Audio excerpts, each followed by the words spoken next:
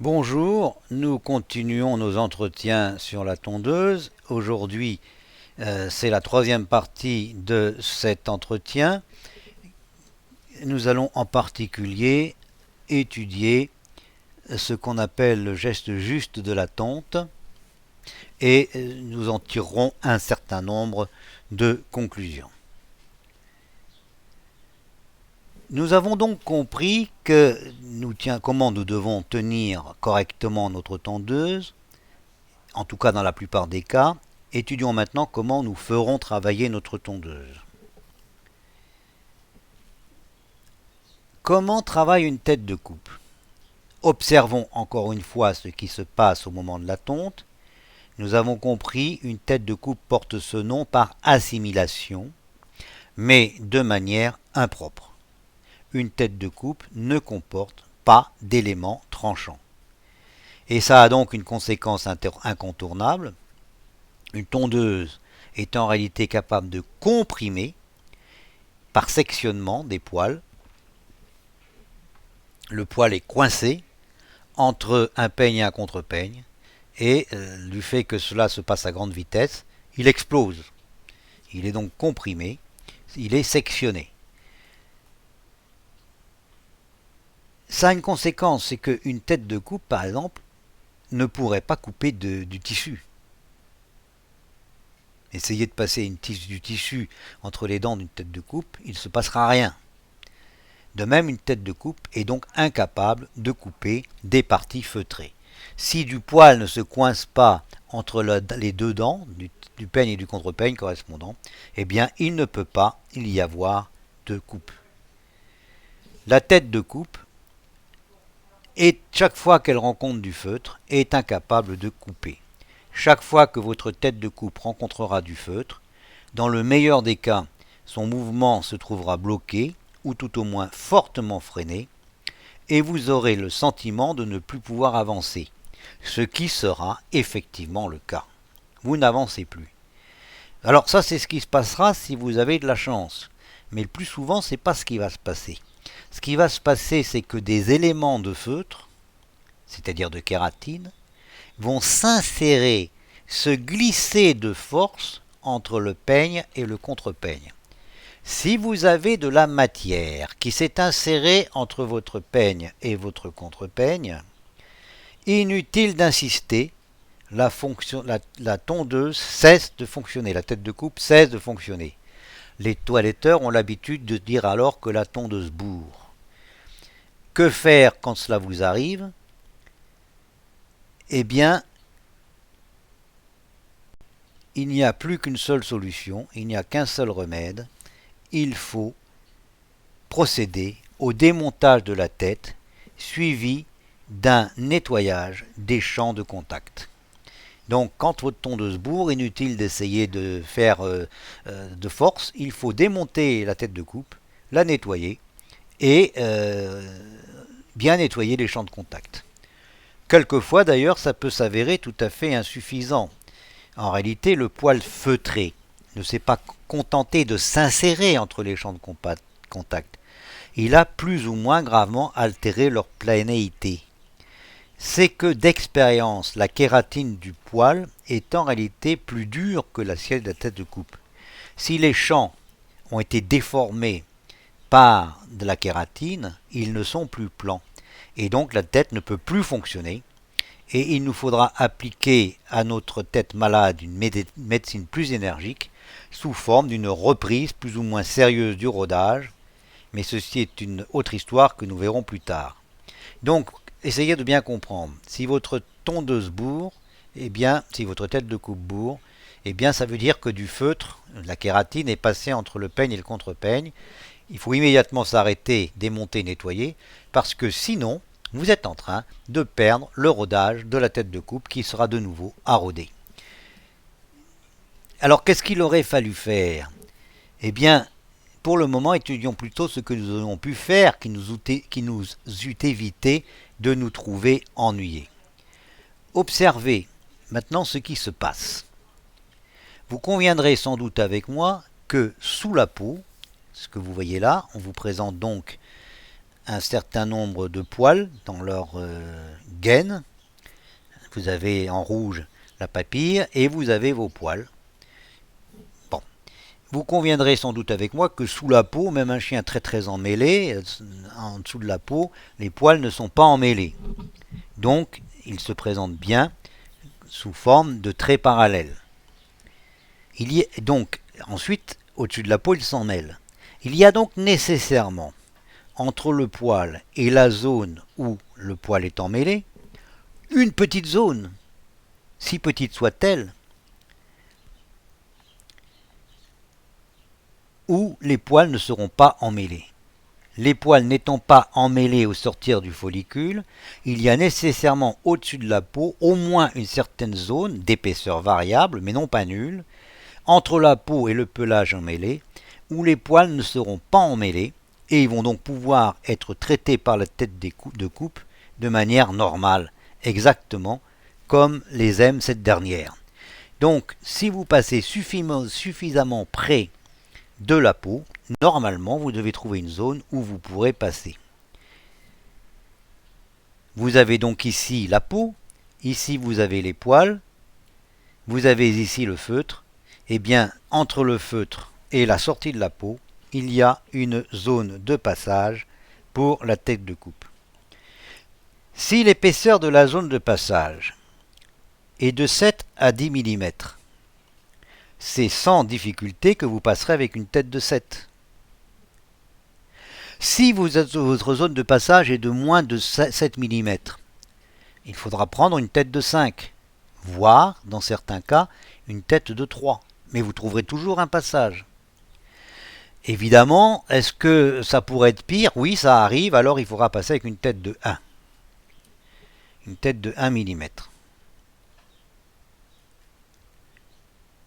Est-ce que c'est possible qu'il y ait des cas où il faille passer avec moins de 1 mm?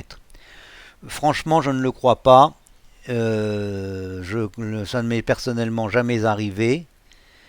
Sauf une fois, un cas extrême d'un chien dont le pelage était tellement feutré que les têtes ne passaient pas, mais alors le pelage dans ces cas-là feutre au point qu'il devient dur comme du bois, comme une couverture en bois. Et dans ces cas-là, on ne peut pas de toute façon pas tondre.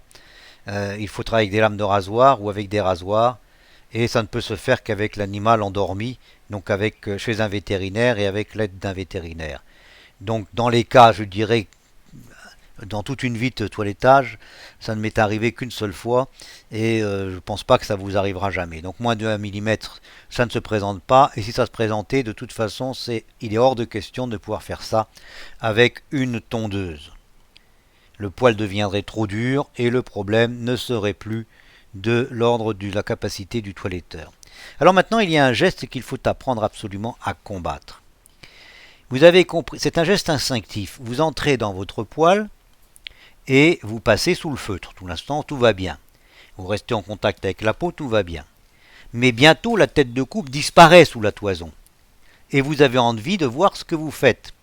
Et donc, vous avez envie d'écarter le pelage avec votre tête de coupe. Mais en écartant le pelage avec la tête de coupe, vous levez votre main et patatras, vous passez dans la zone feutrée. Et c'est en levant votre tête de coupe pour voir ce que vous faites et en passant dans la zone feutrée que vous perdez l'affûtage, le rodage de votre tête de coupe.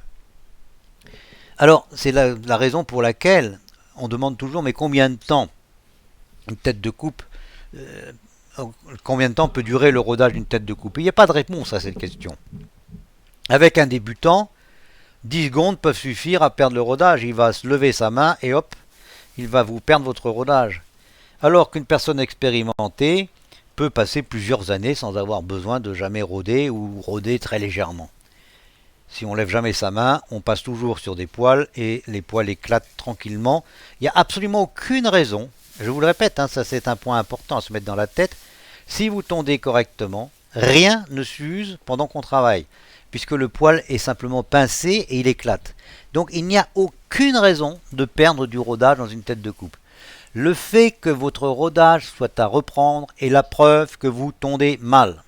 Lorsque l'on tond correctement dans de bonnes conditions, on n'a jamais besoin de reprendre son rodage, même après plusieurs années.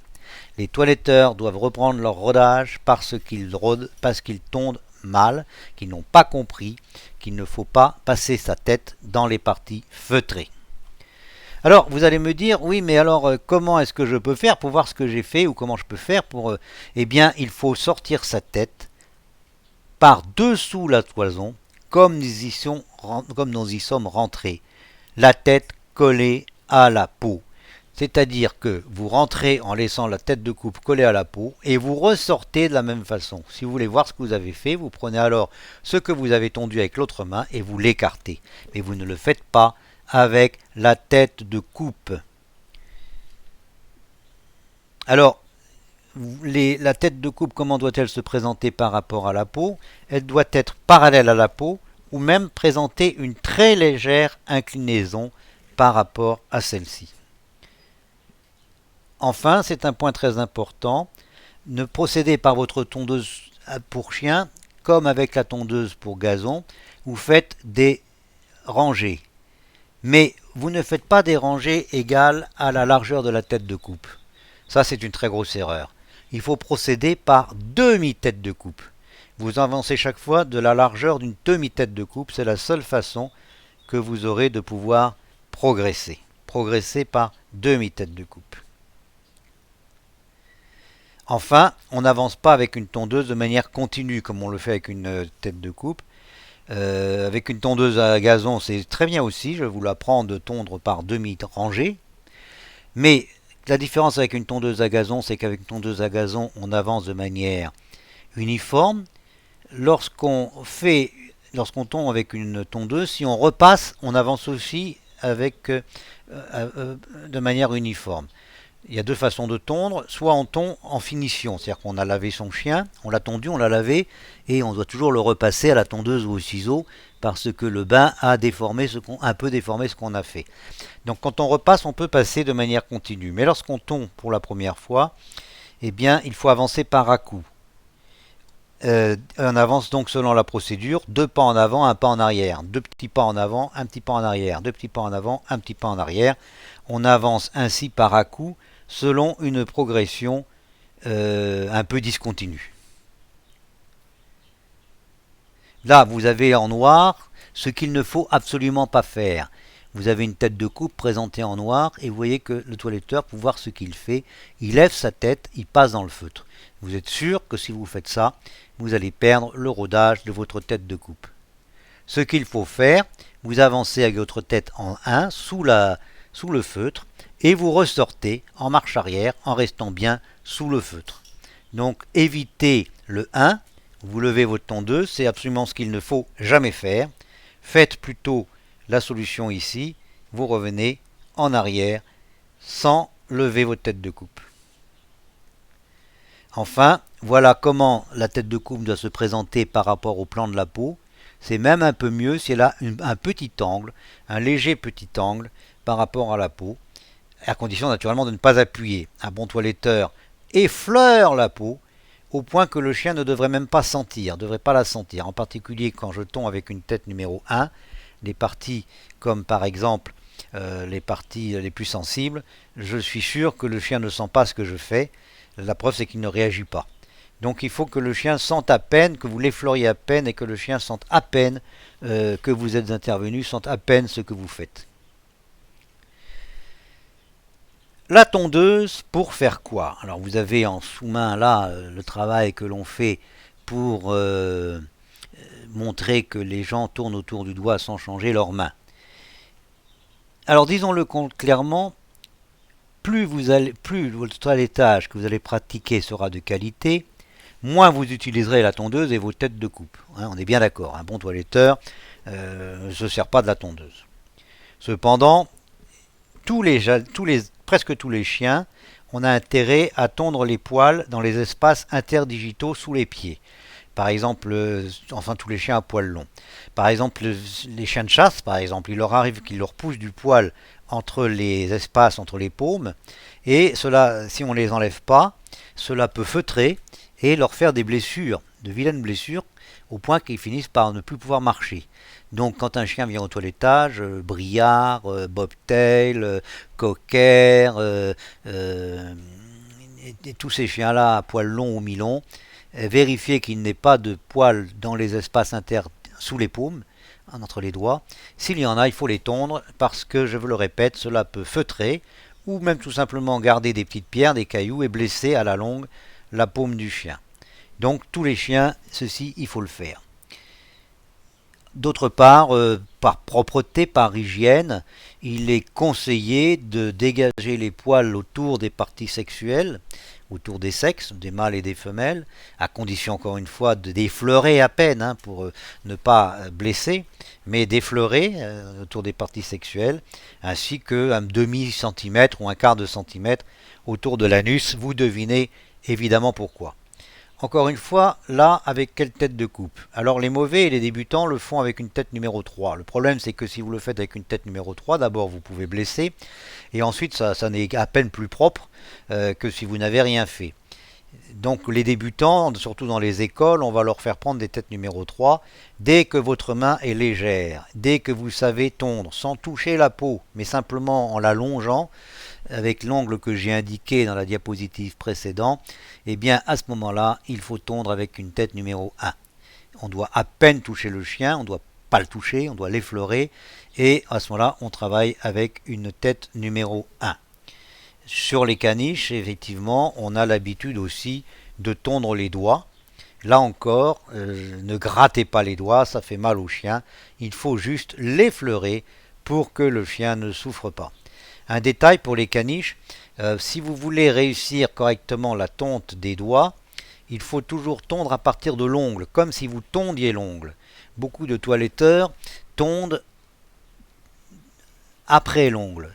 Et à ce moment-là, la zone entre ce qu'ils ont tondu et le doigt, on n'arrive plus à la tondre. Pourquoi? Pourquoi est-ce qu'on arrive à tondre? Parce que les poils qui sont après ce qu'on est en train de tondre retiennent ceux que l'on va tondre. Les poils sont retenus et passent dans la tête de coupe. S'il n'y a pas de poils derrière, ils se couchent. Donc si vous n'avez pas pris les poils entre l'ongle et la partie arrière du doigt, vous ne les prendrez plus ensuite. Donc il faut bien tondre comme s'il y avait du poil sur les ongles. Vous partez de l'ongle et vous tondez directement le doigt. Mais pour ne pas faire mal au chien, il faut non pas gratter, ce qui est horrible et qui blesse, mais effleurer. Alors voilà ce qu'il faut faire pour tout le monde. Tonte des parties sexuelles et autour de l'anus. Tonte c'est ce qu'on appelle l'hygiène. Tonte des espaces interdigitaux. Tonte des doigts chez certaines races. Après vous avez les cas désespérés. Et on peut être amené à tondre l'ensemble du corps de certains sujets à poils longs qui n'ont pas été démêlés depuis longtemps et qui ne sont plus démêlables et dont le poil est trop feutré. Avec tous les tontes intermédiaires qu'on peut imaginer, par exemple chez les caniches ou chez les bichons, on a inventé de tondre les deux dos et de laisser du poil sur les pattes, enfin toutes les variations existent. Si on ne peut pas faire autrement ou si le client exige, eh bien voilà ce que l'on fait. Alors j'en profite pour vous donner un conseil. Que j'aurai peut-être pas l'occasion de rappeler ailleurs. Sur les sujets à poils longs, pour presque toutes les races, les cockers américains, les bobtails, les briards, mais aussi les caniches et aussi les lhasa, je vous conseille de toujours tondre la région entre les membres et le thorax. En gros, la zone qui correspondrait à l'aisselle chez nous. Pourquoi? Parce que le poil à cet endroit est totalement inutile, vous en doutez bien. Il gêne les mouvements du chien, ils peuvent d'ailleurs à la longue le blesser. Il est presque toujours feutré à cet endroit. À force d'avoir été frotté, il est feutré. Il est impossible à démêler. C'est très chatouilleux, c'est très sensible, le chien va se défendre. On ne le voit pas, ça ne sert à rien et c'est difficile à faire. Alors, un coup léger de tondeuse et on n'en parle plus. Mais attention, à cet endroit, la tonte est particulièrement délicate. D'abord, vous ne voyez rien, ou en tout cas pas grand-chose. Mais surtout, le membre levé détermine sous le poil, le fait de lever le membre détermine sous le poil, sous la peau, un pli de peau. Et ce pli de peau, vous avez qu'à le regarder sur un chien sans tondre, ce pli de peau se coince très facilement dans les dents d'une tête de coupe. Alors avec une tête numéro 1, vous avez peu de chances de le couper, mais ça peut arriver. Avec une tête numéro 3, vous avez d'énormes chances de blesser. Le problème, c'est que à cet endroit, la peau est très fine et à la limite, quand vous allez avoir coupé, vous n'allez même pas vous en apercevoir, vous allez avoir l'impression que c'est rien du tout. Eh bien, n'espérez rien. Dans tous les cas, il faudra mettre des points car la blessure à cet endroit va sans cesse s'élargir. N'espérez jamais que le temps ou la nature arrangeront les choses, c'est le contraire qui va se produire. La tension de la peau, d'une part, et les mouvements du chien vont agir dans le même sens et la plus petite entaille non recousue ira s'élargissant inexorablement. Si vous n'avez pas, vous avez l'impression quelquefois que ça se voit à peine, que c'est rien du tout, et vous rendez le chien comme cela, et bien vous êtes sûr que dans les 3 jours qui suivent, le chien va revenir, le propriétaire sera furieux, parce que la blessure aura pris des proportions énormes, faisant une entaille de plusieurs centimètres, qui alors pour le coup pourra s'infecter. Tandis que si on met un point de suture tout de suite, bon, eh bien, le client sera peut-être pas content, mais il n'y aura pas de conséquences. Et c'est pourquoi il faut savoir collaborer avec son vétérinaire, car ces incidents peuvent se produire. La bonne façon de procéder pour tondre les aisselles est de ne pas tenir sa tondeuse correctement, mais de la tenir à l'envers. On la tient d'une manière particulière, on la tient à pleine main, l'index en avant de la tête de coupe. C'est-à-dire que si vous voulez, comme on ne voit pas ce qu'on fait, on tient sa tondeuse à l'envers, à pleine main, et l'index est devant la tête de coupe, et l'index vous sert en somme à chercher le pli de peau.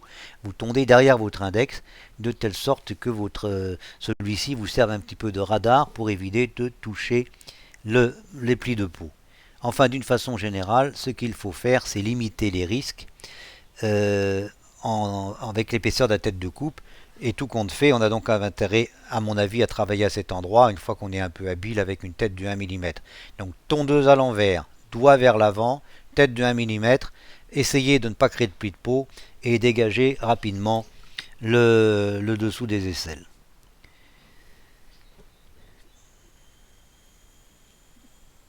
Voyons maintenant un sujet compliqué pour les toiletteurs, c'est ce fameux feu du rasoir.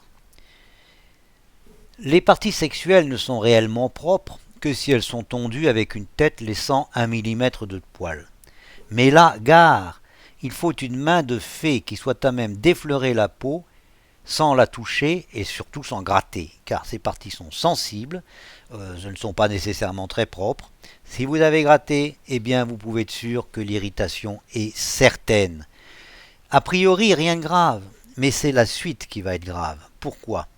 Parce que le chien ressentant l'irritation ne va pas manquer de se lécher. Or, au contraire de certaines croyances populaires, rien n'est moins sain que la salive des chiens, sinon peut-être celle des chats. Le chien va donc s'auto-infecter, ce que d'ailleurs votre client ne croira jamais. Vous pourrez toujours lui dire que c'est le chien qui est à l'origine de l'infection, il ne vous croira pas, et le vétérinaire ne vous fera pas de cadeau non plus, et tout le monde dira que c'est vous qui avez blessé et infecté ce pauvre chien. Car, et donc c'est le chien qui va se lécher et s'infecter. Alors, les vétérinaires et beaucoup de toiletteurs désignent par feu du rasoir ce genre d'infection cutanée. Le chien ne va pas se contenter d'ailleurs de s'infecter, le chien est plus ou moins masochiste, il est capable de se blesser lui-même et vous pouvez trouver dans les livres de médecine ou même sur le net des sujets qui ont été jusqu'à se dévorer les membres, jusqu'à se manger le membre. Donc il faut faire assez attention à ça, ne comptez pas sur le chien pour arranger les choses. Alors, il y a les mauvaises solutions, beaucoup de toiletteurs qui ne sont pas sûrs de leurs mains, renoncent à un travail soigneux et n'utilisent pas les têtes de coupe en dessous de 3 mm. Deux inconvénients. Le premier est que le travail ne paraît jamais correctement terminé, il présente un aspect peu ragoûtant, notamment au niveau des parties sexuelles. Les poils qui traînent comme ça fait assez laid. Le second est que même avec ça, vous pouvez quand même blesser ou quand même donner un feu du rasoir. Alors, qu'est-ce qu'il faut faire ? Eh bien, je vous propose de mettre une main légère, d'accord, qui évite l'accident. Mais comme il vaut mieux prévenir que guérir, faites-vous conseiller par votre vétérinaire, le vétérinaire que vous aurez pour votre établissement, une pommade que vous appliquez au moindre doute. Et moi personnellement, je conseille d'appliquer la pommade de toute façon, de manière systématique, parce que même quand on n'a pas de doute, quelquefois on se trompe. Alors maintenant, vous en discuterez avec votre vétérinaire, mais la question se pose de savoir s'il faut mettre une pommade adoucissante ou désinfectante. Moi, mon opinion, c'est qu'il faut mettre une pommade adoucissante. En réalité, le chien n'est pas infecté, il n'est pas blessé au départ. Il va se blesser et s'infecter parce qu'il se lèche et qu'il se gratte. Si donc on met une pommade adoucissante, il ne sent rien, il ne s'infectera pas et il n'y aura pas de problème. A l'inverse, si on met une pommade désinfectante, là pour le coup ça l'irrite le chien et il risque de se blesser quand même, malgré le fait que vous ayez fait ce qu'il fallait. Donc pour moi, des pommades telles que les pommades de Phénergan qui désensibilisent. En plus, je pense que ça ne doit pas être très appétissant. Le chien ne doit pas aimer lécher ça. Vous mettez une bonne couche de pommade. Le chien n'aime pas ça. Il essaie de se lécher, il y renonce. Ça l'insensibilise et vous n'entendez jamais plus parler de rien. Bien, ceci étant posé, c'est à discuter avec le vétérinaire avec lequel vous collaborerez. Alors le feu de rasoir, vous pouvez le craindre où? Eh bien, en général, c'est autour des parties sexuelles, bien entendu, ou des parties de l'hygiène. Parfois la région de l'anus. Plus rarement, mais cela arrive, avec le dessous des pieds ou le dessus des pieds chez les caniches. Avec un cas très particulier, les joues chez les caniches. Vous savez qu'il est d'usage de montrer la face ciselée des caniches et normalement, quand ce sont des beaux chiens, on devrait tondre ras leur museau. Les chiens présentés en exposition sont ainsi tondus et c'est en effet ce qui est le plus harmonieux quand la tête est belle. Oui, mais les chiens d'exposition ont une particularité, c'est qu'ils sont rasés très régulièrement. On dit qu'on fait ça pour que la peau bronze. Si on rase un chien la veille d'un concours, la peau n'est pas bronzée, c'est très laid. Donc on le fait tout le temps pour que la peau soit bien foncée, bien noire et qu'elle soit bronzée. Donc ils sont rasés régulièrement et ils n'ont plus le risque d'attraper ce fameux feu du rasoir. Alors que le chien qui vient dans votre salon, le caniche de monsieur tout le monde, eh bien ils sont toilettés tous les 15 jours, peut-être tous les mois, voire plus, quelquefois tous les 2 mois. Là, la tonte des joues peut devenir un vrai problème, le chien n'étant pas endurci, la peau n'étant pas endurcie, habitué à cela. Les toiletteurs à ce moment-là choisissent une tête plus longue, 3 mm ou plus. Évidemment, la solution n'est jamais très jolie et elle ne permet pas d'écarter tous les problèmes. Le chien irrité sur les joues, bien entendu, ne va pas se lécher.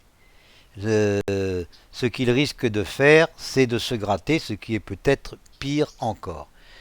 Voilà pourquoi d'ailleurs les toiletteurs ont développé des têtes dites rondes. Évidemment là, les risques sont moins graves. Enfin, sachez que vous verrez quand nous aborderons la tête des caniches, les façons de les faire, qu'il faut choisir la tête qu'on choisit pour son chien en fonction de la longueur du museau. Plus le museau est long, plus il faut l'affiner. Plus le museau est court, c'est-à-dire que moins le chien a de qualité, plus il faut faire un gros museau pour cacher ce défaut. Donc en fonction de cela, on est amené à raser plus ou moins la tête avec les risques que cela représente. Donc dans tous les cas, je pense qu'une couche de crème préventive est tout à fait ce qu'il y a de mieux à faire. Encore une fois, personnellement, moi je passe toujours de la crème adoucissante, ce que je préfère, à la crème désinfectante. Quand c'est adouci, il n'y a pas d'infection encore sur place. Quand c'est adouci, on n'en parle plus et tout va bien. Voilà donc sur cette considération de crème ce qui conclut ce troisième entretien. Nous verrons très prochainement comment on va entretenir nos têtes de coupe et comment nous allons entretenir notre tondeuse. Je vous remercie de votre attention et je vous dis à bientôt.